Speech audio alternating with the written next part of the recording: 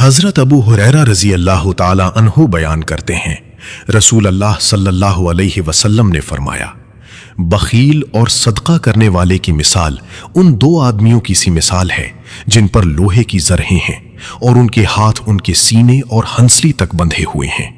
جب صدقہ کرنے والا صدقہ کرتا ہے تو وہ زرہ کشادہ ہوتی چلی جاتی ہے، اور جب بخیل صدقہ کرنے کا ارادہ کرتا ہے تو وہ تنگ ہو جاتی ہے اور ہر کڑی اپنی جگہ پر آ جاتی ہے۔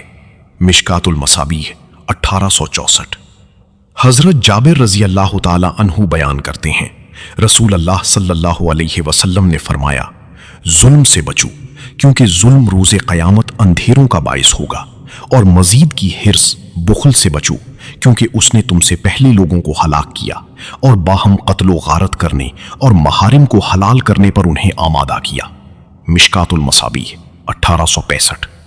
حضرت حارثہ بن وہب رضی اللہ تعالی عنہ بیان کرتے ہیں، رسول اللہ صلی اللہ علیہ وسلم نے فرمایا، صدقہ کیا کرو، کیونکہ تم پر ایسا وقت بھی آئے گا کہ آدمی اپنا صدقہ لیے پھرے گا، لیکن وہ ایسا شخص نہیں پائے گا جو اسے قبول کر لے۔ آدمی جس کے پاس وہ جائے گا کہے گا، اگر تم کل اسے لے آتے تو میں اسے قبول کر لیتا، جبکہ آج مجھے اس کی کوئی ضرورت نہیں۔ مشکات المصابیح 1866۔